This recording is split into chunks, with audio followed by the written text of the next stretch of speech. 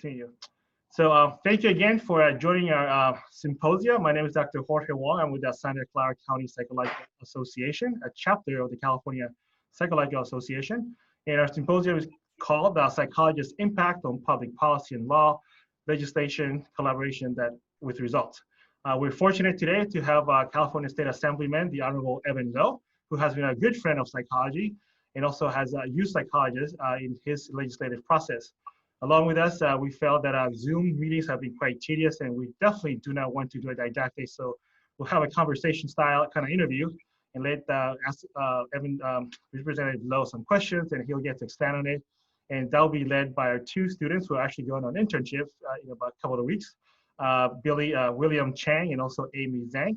And we will also be joined by Dr. Josh Heisman from the San Andreas Regional Center, who's done quite a bit of work in advocacy for the disability community in California. And as a discussant, our very illustrious Dr. Maureen O'Connor, she is the president of Palo Alto University, of which I'm also an alum. So without further ado, I would let the students join and ask questions, or if Honorable Evan Low would like to do an opening statement, that will also be great. So take it away. Well, wonderful. Let me just briefly just say hello to so many of you. Thank you very much for your interest in helping to serve the public and those in need. Now more than ever, we can see during this pandemic how fragile our safety net is and how much all of us are required to ensure that we have a safe society for everyone. So again, my deep appreciation to so many of you who are answering the call to service and filling in that pipeline because our society needs it now more than ever. So thank you very much for your service. Thank you, Assemblymember Low, again. We're honored that you are taking time out of your busy schedule today to chat with us. So given that the audience members viewing this APA recording are quite diverse and span not only California, but the US and also globally, can you briefly share with us a little bit about yourself and who you represent in the California legislature? Sure, well, let me just go back to basics then about the essentials about government, and I'm happy to talk about this, given that in a previous life, I was a political science instructor at De Anza Community College located in Silicon Valley. So I can talk about civics and government 101 all day, all night, but I would probably bore you to death. But let me just say this. Similarly, the title I hold is Assembly Member. I don't assemble anything, just like the supervisors, they don't supervise in that fashion. Our council members, they don't counsel in that way, but rather that is the title of a state legislator in the state of California. There are two key focuses within the legislative branch. There's that of the Senate and that of the Assembly. I am part of the lower house. I represent close to 500,000 people in Silicon Valley, representing San Jose and places like the West Valley areas of Cupertino and Campbell. We are home to Apple, Netflix, and eBay, some of the most valuable companies in the world, but also recognize this, that we also have some of the greatest areas of poverty, just given the cost of living and the challenges that are also exacerbated by some of the housing challenges. And let me just say that it's important that so many of you hold people like me accountable to best understand who we are as your elected representatives so that we're working and advocating for you each and every day. Thank you, Assemblymember Low. Also, given the racial injustice and discrimination that's present in current society, what roles do you see psychologists playing for the greater good in assisting legislatures and policymakers? Maybe you might be able to help make an assessment on the psyche of all of us in the legislature and the well-being or lack thereof of the 120 state legislators in the state of California. Think about this. We leave our homes throughout the entire state to go to the state capitol in Sacramento every week to do the people's work, and then we go back home to our families and to our communities. And I just would say, what motivates that of a state legislator? Why would someone, an average Californian, say, I wish to subject myself to public scrutiny for little pay, for a great amount of hours, what is it? Is it the intrinsic reason to make change, to help those in need? What is it? And therein lies the nexus to which why your profession is so important. There is no exception, by the way, to having someone from your industry and someone from your sector serving as a member of the legislature. And I'll just say, we are mostly not professional politicians. Many of them previously were doctors, teachers, lawyers, engineers, scientists, full-time moms. It's a wide mix. And so having someone with your background and expertise in the People's House would make tremendous change in the state. Thank you. Yeah, that's a great reminder. And I think all of us are on this call today because we, believe in the importance of partnership and intersection of our profession as psychologists with advocacy and politics. So thank you for that reminder. So does that mean that you're going to answer the call to public service, Amy, since I'm going to put you on the spot? I'll think about it. And actually that's related to my next question and the last question from me today, which is, so Billy and I are still in graduate school. And so I was wondering if you had any advice specifically for us as students who are still in training to be psychologists.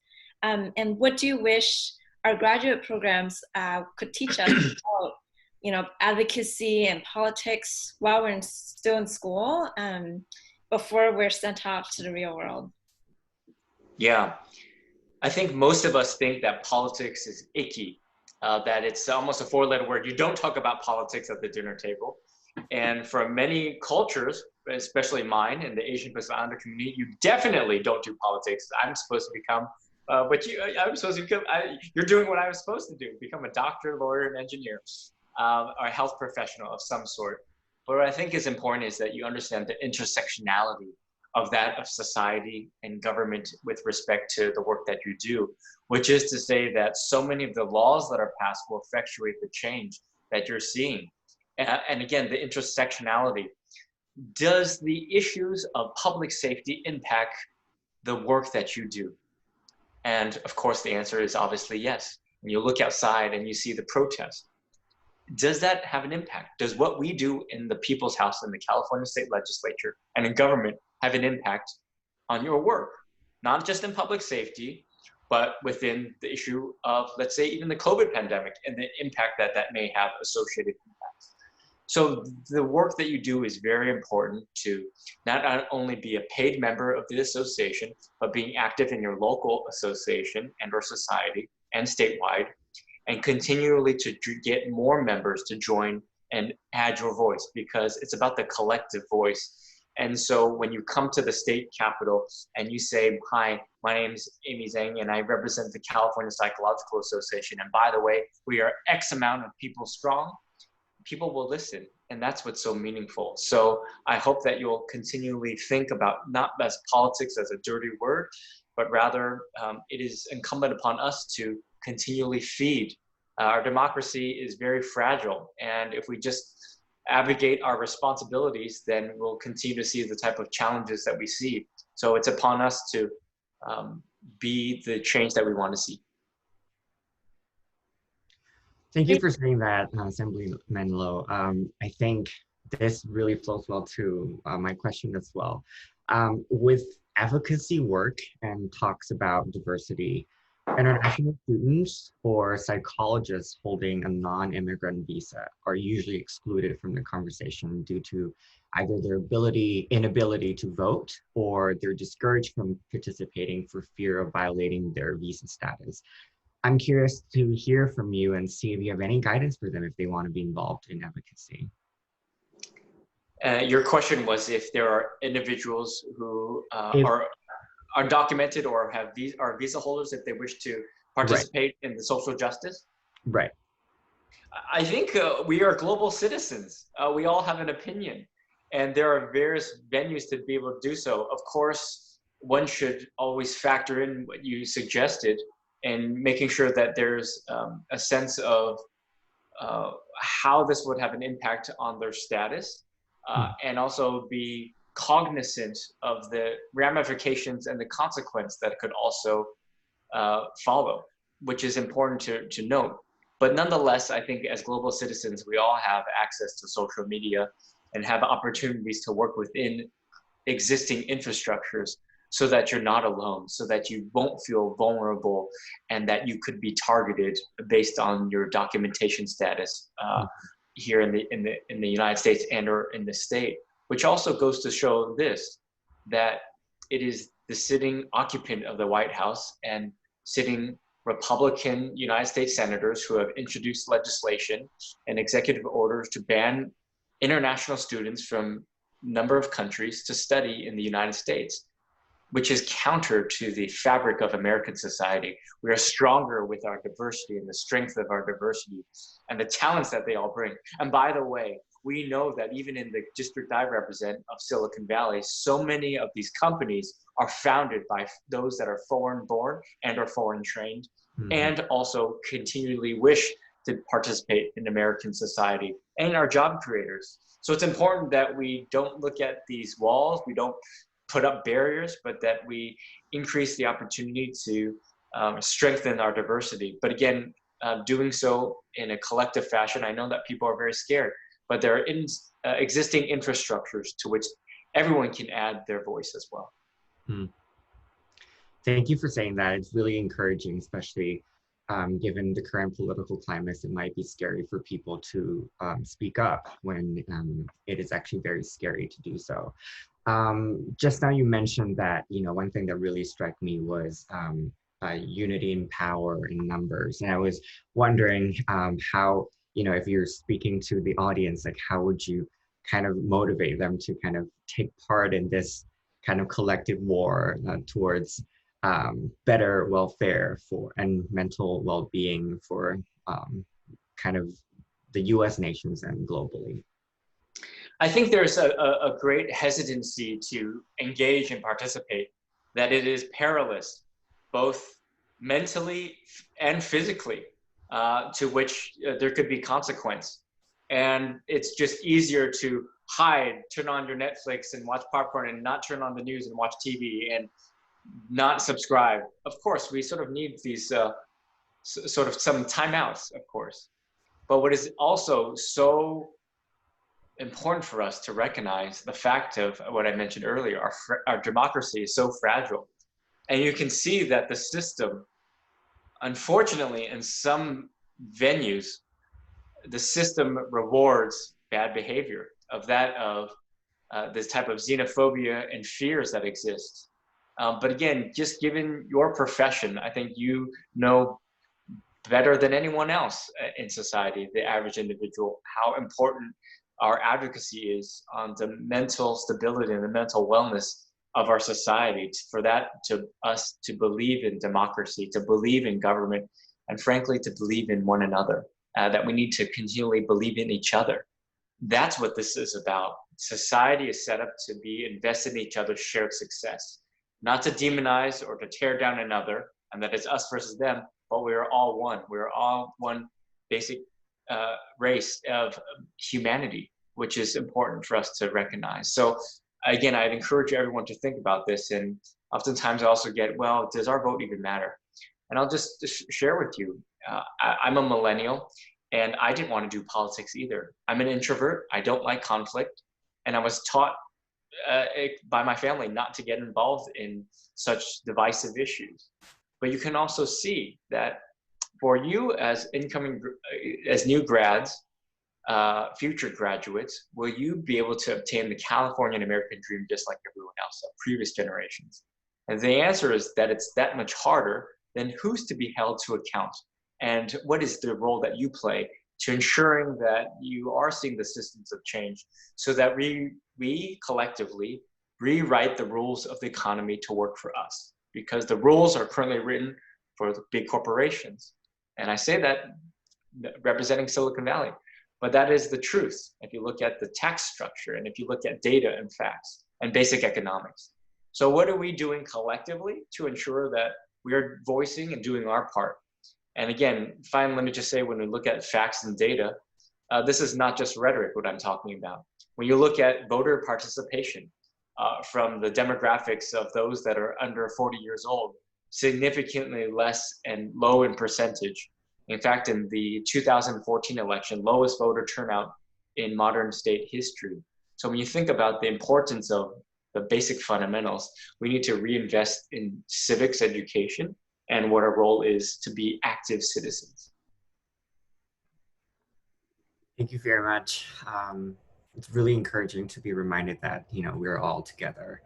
And that's all of my questions. Thank you, Billy. I think I'm next. So my name is Dr. Joshua Heitzman. I'm a clinical psychologist. It's nice to see the graduate students being able to speak to you. It's a wonderful opportunity. So thank you so much for that. Kind of in the context of what they were talking about kind of the times. I know in 2018, you introduced the bill AB 1968 on mental health in firearms. Now, we were just curious about, can you share kind of the background behind that, how that came to be? And it really didn't have that much opposition, but just kind of curious about both sides of that bill. Well, let me just say that it goes to recognize the importance of the cavalry that exists. And I'm so fortunate to have you as part of the wider cavalry to ensure that we see the type of policy changes in the state of California. And that is to say that I have a great partner in that, in Dr. Jorge Wong, to which not only does he testify alongside with me on these various issues, but he is also a person of contact that I go to back at home locally in Santa Clara County, just given our over a decade plus years of relationship. So let me just pause to say relationships are so important. So I'd encourage all of you watching to develop the relationship with the policymakers to help effectuate that change. Because when there's a level of trust, that will help shepherd the issue through. We as elected representatives, for the vast majority, are generalists, which is to say that we know quite a little bit about everything. But when we are able to rely on your expertise and ask you, the subject matter expert, on an issue that you deal with day in and day out and have the training on this, there is no substitute for that. So when talking about this issue with respect to firearms and mental health, we were able to shepherd this issue through the legislature with the advocacy of your fearless leaders in your membership and Dr. Jorge Wong to provide credibility to this issue, that this is not a political issue carried by a politician, but rather this is a law that is being proposed by a lawmaker along with the advocacy of those who know what they're talking about and who have the training in this area. That's how we came about to this legislation. And it's clearly a blueprint for a wide variety of other areas as well. As far as kind of follow up to that, as far as for folks who don't, who don't necessarily have a voice, I work a lot with developmental disabilities. And I'm just curious, for folks who don't have a voice, what's the best way to advocate for them? Well, I think similarly, not only those that have developmental disabilities, but let's say students or those that are undocumented, who's advocating. These are not pharmaceutical companies or big defense contracting companies who can spend resources on hiring lobbyists. But what is key to this is also people power, and that there are strength in numbers. And frankly, the credibility of the issue, that this is a just issue, that when you advocate for those that don't have a voice, you stand on that of the merits of it. And I think that is significant to recognize as well. But I think the allyship is also equally important too, which is to say that while the California Psychological Association might think about the importance of the bottom line of advocating for issues with respect to their members, there are other associated issues that also are important as well. So when you think about this allyship, what can the association and members do with respect to other issues on basic fairness and equality, on that of the LGBT community, or that of housing, or the lack of having access to housing, and the impact to the mental health and stability of not knowing where I'm going to get my next paycheck. And therefore, we need basic protections on workplace protections, on workers' rights, on universal basic income. These are the type of things that I think are all important for us to recognize. And also, sort of, let me put a plug in then too, on a bill that I have similarly, with respect to expediting licenses for asylum seekers and refugees. There are no lobbyists for these asylum seekers and refugees. They're not American citizens, but we have legislation to help ease the pain and provide them the skill sets to becoming productive members of our society. So that's equally not specifically an issue, perhaps, that the California Psychological Association would naturally support, but one that could be certainly auxiliary in recognizing the allyship of the mental health of those that are in our state. Great, thank you so much. Assembly Low, I'm wondering, you have used psychologists to kind of help testify in some of your legislation. What do you think psychologists bring in comparison to, say, other professionals that you may have used in the past? You know, you bring some significant credibility, just given the expertise on understanding the issues at hand. You know, not only the clinical training, but you can speak specifically to the professionalism to it. And again, so many of the individuals that testify, the experience is anecdotal or very personal. Your experience, of course, is very personal, but it also can speak to what you're seeing. And so that is what I think is very important. Again, lending the credibility to these issues, and also just given the motivations. When you think about what is the motivation of a psychologist, I mean, it's very pure and intrinsic. You're very caring. You have heart. You have a soul. You have compassion and empathy. Not to say that other industries and others that testify don't, but clearly when you think about that, of the motivations of someone, why a psychologist would take time out of their day to go visit in Sacramento, unpaid most of the time, to be able to do that. And that's why I think it's very intrinsic, purest reason. Given that this will like 2 more minutes, any closing remarks? And again, we want to thank you for taking the time out of your busy schedule to join us here and shed some light as to how psychologists can be helpful in legislation. Well, I just, again, thank you, all of you, for doing what you're doing. It is so important that you advocate and that you are dues-paying members of the association so that we can strengthen in numbers. Equally, let me just say that do not be afraid of politics. Instead of running away, run towards it. Politics is about our society. It's about our democracy. Yes, it can be frightening, but guess what? Our world is a frightening place.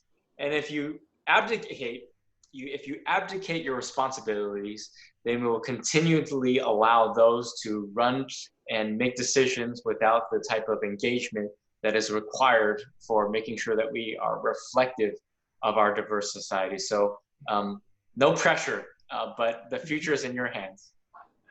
Thank you again, Honorable Low. Much appreciated. We'll take your words of wisdom. So have a great day and stay safe. Thank you, everyone. Good to see you. Bye-bye. Thank you. Thank you. Thank you. Thank you. So I'm wondering, given our time, if you guys have maybe like 2 minutes each, and maybe share some thoughts as to what you asked questions to Assemblyman Low. He responded. What are your thoughts? So 2 minutes each, and then we'll let Dr. Connor kind of just wrap it up with her discussion and thoughts. I think my main takeaway, especially as a student, is sometimes we might feel like we don't really have a voice, or there's not much we can do, or like we're so busy, we don't have time. But especially given all the recent things have been going on with COVID, with racial injustice, in order to make a difference, I'm realizing, we really do need to be involved. And so I found Assemblymember Low to be really inspiring, especially as an Asian American born and raised in the Bay Area. Kind of similar to him, I was taught to stay away from politics, stay away from conflict, kind of put my head down and just work hard. And yeah, given my personal experiences and given our conversation just now, I think it was just a really great reminder that we do need to speak up for ourselves and for others who don't have a voice in society, and that we can make a difference.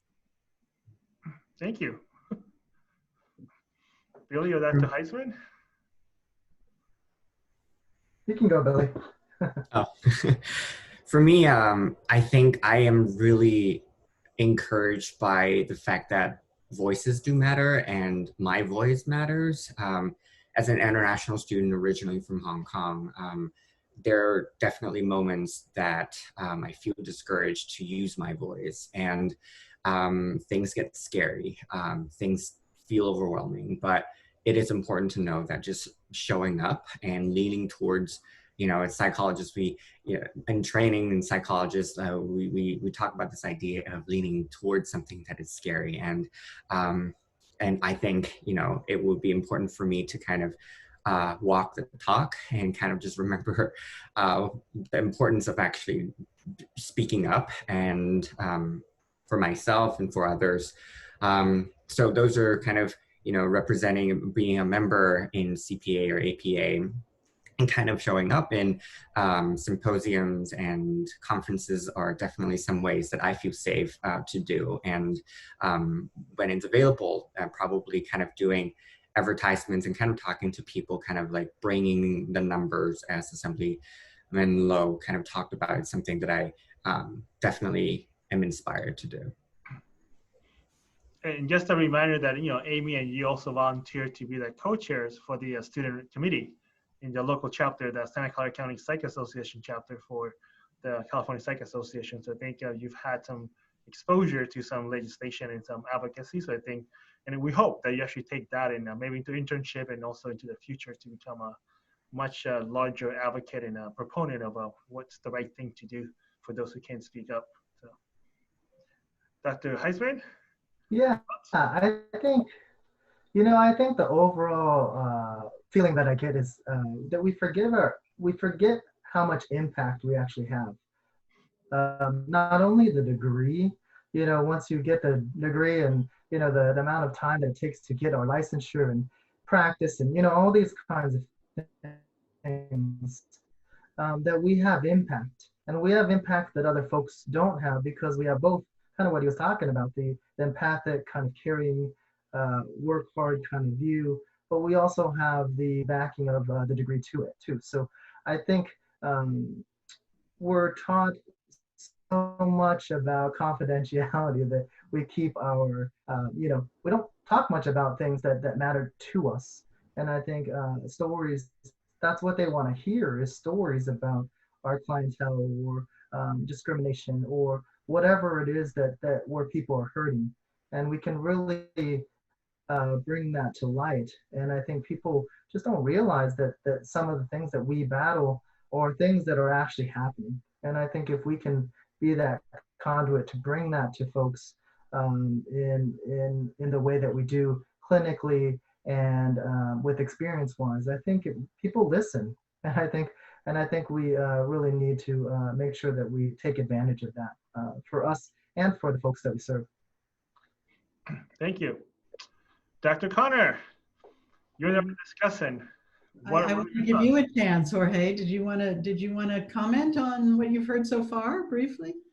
I think it's definitely encouraging, and I think it's also good for students to really hear about it, because like Amy has said, sometimes that we don't know what to do, and sometimes, like as Billy has said, we're afraid, and sometimes we're taught even through our ethics code to advocate for the needs of our clients and our patients, but we often forget that professionally we also need to advocate not only for our professional scope of practice, but also for the people that we want to see policy, legislation, or good common sense kind of do good healthcare policy. So I would encourage, and I've always talked about teaching students while in graduate school and making it a part of our requirement for education, as well as even accreditation. I think it's a great foundational skill to have, as well as over time and professionally, you'll be surprised as to how much knowledge base we have that is really useful to many of the areas of professional areas, healthcare areas, law, social justice, you name it. So I'm a believer. I've drank the Kool-Aid. We've drunk the Kool-Aid, Jorge, you and me. Well, I'm just delighted to have been invited to join with all of you today to think about the role of psychologists in public advocacy. It's certainly a passion of mine, and it's actually why I pursued my degree in law and psychology originally, was so that I could actually speak more effectively with policymakers. It wasn't because I was interested in the law exactly. I really wanted lawyers and judges and others to be able to understand psychology, and I felt like I needed to know how to talk to them. So that sort of, really goes back to the beginning of my career. And if you think about it, what leads us into the field of psychology is really a passion for understanding human behavior and wanting to help the world, right? I mean, that really is what kind of drives us into this field. And those are exactly the things we need to make effective policy, right? If you think about the understanding human behavior, you could pass any law or in the world, if it was not consistent with what we understand about human behavior, it's not going to be effective, right? If Jorge had not been there to testify about the, how to think about mental health needs of the population dealing with commitment issues and mental health and gun use, et cetera, they could pass a law very different than the one that was passed, right? That didn't have that understanding of human behavior in it. So I think it's incumbent upon us. It's not just, I know it's scary, but it's incumbent upon us to bring that knowledge of human behavior to the policy world, because otherwise they're flying blind and we need to help them. So, I mean, if you think about law as a set of behavioral assumptions, we know how to test those. We know how to examine them with our clients, with our research, right? And we can bring that expertise to bear on so many issues. One time I gave a talk to a group of undergraduate psychi undergraduates, and I took, I don't know why, but I was reading the USA Today, which I never read, but I was reading it for some reason on the subway to get down to this talk. And the 50 states, I don't know if any of you have ever read USA Today, but there's like a 50 state review, like a little bit of each state. So I took a chance and I said to the students, pick a state and I'll read today's little blurb and I'll tell you how psychology is relevant to what's talked about in that issue. And we did about 14 or 15 states, and every one of the issues had something about psychology, human behavior, policy, or law. I mean, it was just an amazing exercise, but I think if you think about it that way, of how much we bring to so many different issues. I think sometimes we think a little narrowly about, of course we bring expertise to mental health issues, but we bring expertise to discrimination issues. We bring expertise to enforcement and public safety issues. We bring expertise to health issues. We bring expertise to nutrition, right? We bring expertise across the board.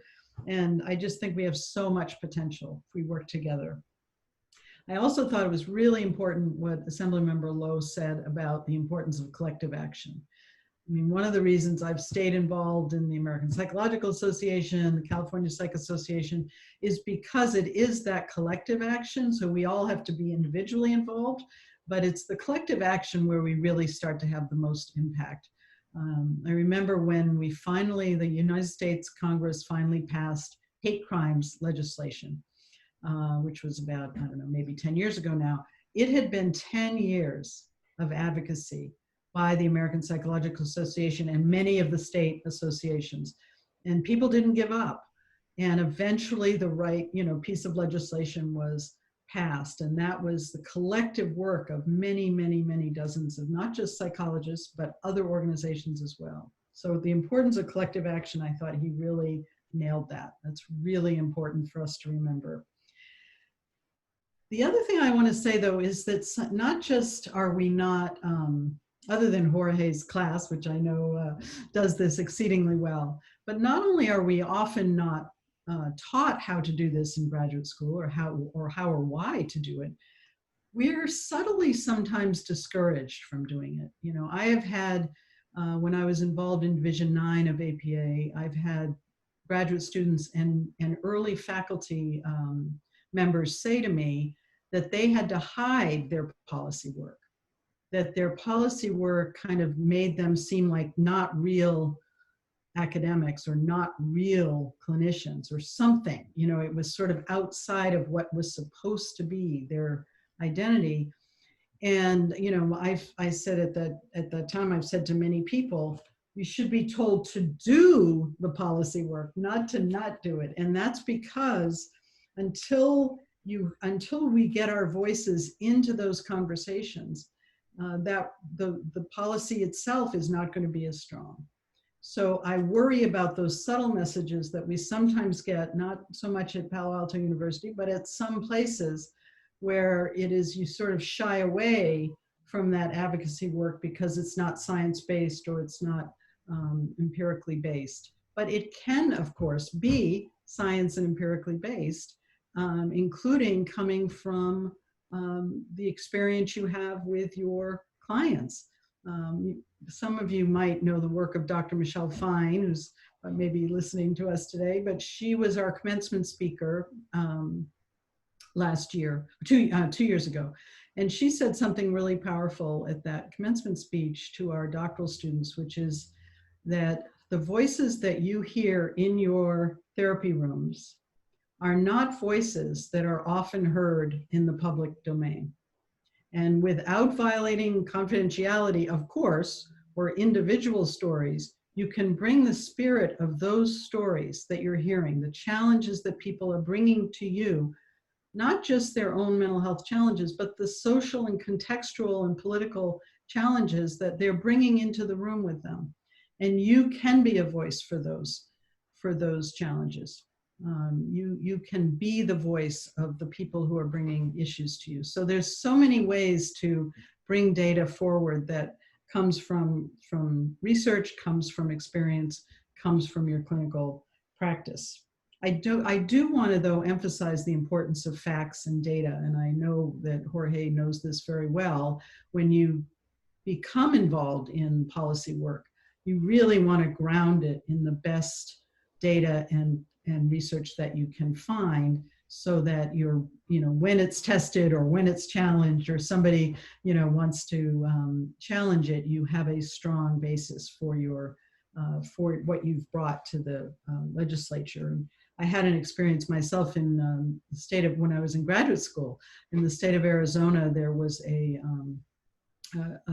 piece of legislation introduced to greatly curtail the insanity defense, and to make it very, very difficult for people with serious mental illness to be able to plead insanity in criminal context. And what I did an analysis of the legislative testimony of a number of mental health professionals who testified in the state legislature. About 90% of the testimony did not cite actual empirical data or research when it was available. And I think it would have strengthened the case that was being made if more people relied on the data that is available on some of these topics. So I really want to always encourage that where there are facts and data, it is very important to bring those forward into the public sphere. I also want to mention a couple of other things. There's legislative testimony, which is what we were really talking about today. There's, of course, expert testimony in court, right? That can sometimes also be have profound effect and beyond the individual case even. There's also amicus briefs, or people who, and I'm sure I know the California Psych Association has signed on to a number of important amicus briefs that go to court cases, either state or to the US Supreme Court, where really important issues are discussed, and the psychologists collectively can bring our knowledge to bear in another format, right, to get it in front of, in this case, the judiciary, but just as important, right, to change Even today, there's an amicus brief being developed on this very issue, immigration issue that is facing us immediately in higher education. So don't think there's only one way to get involved either. There's lots of ways to get involved. I think the only other thing I want to say is I would love to get your feedback as after today and as you go off into your careers, Billy and Amy especially, but also from Jorge and Joshua as well. You know, how can we infuse more of this work into the training of our graduate students? You know, how can we as a field encourage that, you know, that there's actually space in the curriculum for thinking more strategically about this work, as I think it is what ultimately is going to keep the world going in the right direction if our voices are heard in the policy arena. So always thinking about how best to do that in our training of students. You know, I think we just need to keep working on that, and please think about it as you foray into this world. Think about what you wish you knew, you know, before you made your first steps onto that legislative floor to give your testimony, and then come back and tell me how what more we should be doing in our training.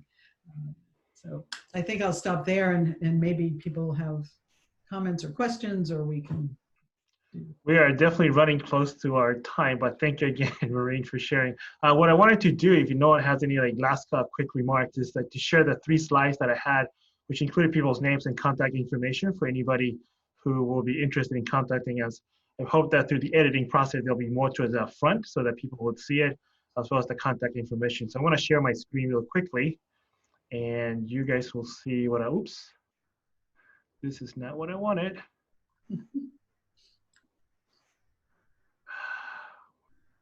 Where is my screen? Here it goes.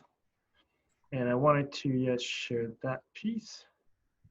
So this is the title page. And this was the affiliations, which I was able to get.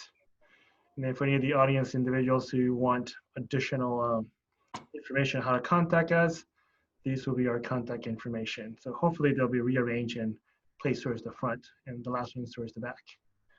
But just looking at the time, I think we're up. We're at 50 minutes, so we actually have 2 more minutes to go, I think. So if anybody wants to add additional comments, that would be great. So I'll stop sharing my screen. And Assemblymember Lowe said we need to believe in each other.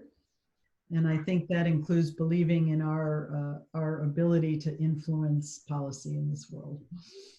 Yep. So again, where did it go? Of course.